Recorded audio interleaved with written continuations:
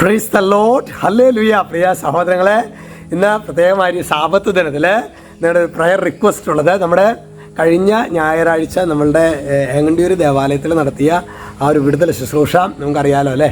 അത് ശരിക്കും മഴയൊക്കെയുള്ള ദിവസമായിരുന്നെങ്കിലും ധാരാളം ദൈവജനം കടന്നു വന്നെന്ന് മാത്രമല്ല, ശരിക്കും ഒരു വികാരിച്ചനാണ് ആ ശുശ്രൂഷ ചെയ്യണമെന്ന് ഓർക്കണം. അത് വലിയൊരു കാര്യമാണ് അല്ലേ. ഒരു വികാരിച്ചൻ ഇടവചനത്തിന് വേണ്ടി ചെയ്യുന്ന ശുശ്രൂഷ, ശരിക്കും വികാരിച്ചനാണ് ഇതൊക്കെ ചെയ്യേണ്ടത്. അത് ഭയങ്കരമായൊരു തുറവി കർത്താവ് ആ ശുശ്രൂഷയിൽ നൽകി. നിങ്ങളുടെ പ്രാർത്ഥനയ്ക്ക് പ്രത്യേകമായിട്ട് നന്ദി പറയുകയാണ്. ഈ ഞായറാഴ്ച നമ്മുടെ ഇരിഞ്ഞാലക്കുട രൂപതയിലെ താഴേക്കാട് നമ്മുടെ ഒരു മേജർ ആർക്കി എപ്പിസ്കോപ്പൽ ചർച്ചാണത്.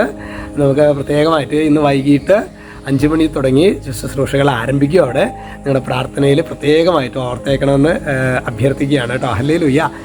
ഇന്ന് നാം ധ്യാനിക്കുന്നത് റോമ 3:18. അവിടെ വചനം പറയാണ്, അവർക്ക് ദൈവഭയമില്ല. പ്രിയ സഹോദരങ്ങളെ, ഇത് വേറെ ആരെയും കുറിച്ചല്ല, നമ്മെക്കുറിച്ച് തന്നെയാണ് പറയുന്നത്. ദൈവഭയം, ദൈവഭക്തി.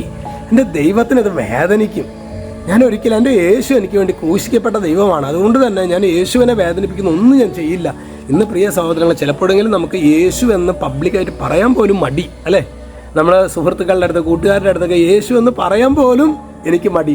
അത്രമാത്രം എനിക്ക് വേണ്ടി ക്രൂശിക്കപ്പെട്ട എൻ്റെ യേശു, എനിക്ക് വേണ്ടി പ്രാണൻ വെടിഞ്ഞ യേശു, എനിക്ക് വേണ്ടി മുൾക്കിരീടം ധരിച്ച യേശു, എനിക്ക് വേണ്ടി പരിഹാസമേറ്റ യേശു. ഈ യേശുവിനൊക്കെ എടുത്ത് നമ്മൾ അപ്പുറത്തേക്ക് എറിഞ്ഞു. കുർബാനയ്ക്ക് പോകുന്നുണ്ടോ? കുർബാനയ്ക്ക് പോകുന്നുണ്ട്. ജപമാല ചെല്ലുന്നുണ്ടോ? കുടുംബ പ്രാർത്ഥനയുണ്ടോ? എല്ലാം ഉണ്ട്.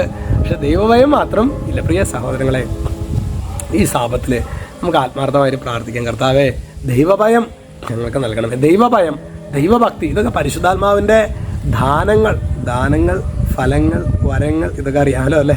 പരിശുദ്ധാത്മാവിൻ്റെ ദാനങ്ങളിൽ ഒന്നാണ് ദൈവഭയം, അതുപോലെ തന്നെ ദൈവഭക്തി എന്നതൊക്കെ. നമുക്ക് ആത്മാർത്ഥമായിട്ട് പരിശുദ്ധാത്മ, ഞാൻ ഇന്ന് ബലിയർപ്പിച്ച പ്രഭാതത്തിൽ പ്രാർത്ഥിച്ചപ്പോൾ, ദൈവമേ, ഇന്ന് പ്രഭാതത്തിൽ 3 ബലിയർപ്പിക്കാനുള്ള അവസരം ഉണ്ടായിട്ടുണ്ട്. ഒറ്റ കാര്യമാണ് ദൈവമേ, ഞങ്ങൾക്ക് ദൈവഭയം ഞങ്ങൾക്ക് നൽകണേ കർത്താവേ. അയോഗ്യദാസന് ദൈവഭയം നൽകണമേ. എൻ്റെ സൂക്ഷ്മത്തിനായിട്ട് ഏൽപ്പിച്ച ജനങ്ങൾക്ക് ദൈവഭയം നൽകണമേ. അതുപോലെ തന്നെ ഈശോയാണ് ഓരോ സ്ഥലങ്ങളിലേക്ക് കൂട്ടിക്കൊണ്ടു പോകുന്നത് ശുശ്രൂഷയ്ക്കായിട്ട്. ഇന്ന് താഴേക്കാട് ഈശോയാണ് കൊണ്ടുപോകുന്നത്. അപ്പോൾ ഞാൻ പ്രാർത്ഥിക്കുന്നു, ദൈവമേ, ദൈവഭയം നൽകണമേ. ശരിക്കും ഇത് ഒരു കൃപയാണ് സഹോദരൻ. ഈ കൃപ പരിശുദ്ധാത്മാവ് നൽകിയില്ലെങ്കിൽ നമ്മുടെ ജീവിതം കെട്ടുപോകും. ദൈവഭയം ഉള്ള വ്യക്തിക്ക് വേറെ ആരും അവന് ഭയം ഉണ്ടായിരിക്കില്ല. വേറെ ഒന്നിനെയും അവൻ ഭയപ്പെടില്ല, ദൈവത്തെ മാത്രം. ദൈവത്തെ ഭയപ്പെടാത്തവനെ വേറെ എല്ലാത്തിനെയും പേടിയായിരിക്കും. അവൻ സംഭവമൊക്കെ ഭയങ്കര ധൈര്യശാലി എന്നൊക്കെ പറഞ്ഞാൽ അവനൊക്കെ പെട്ടെന്ന് ശൂന്യരായിട്ട് പോകും.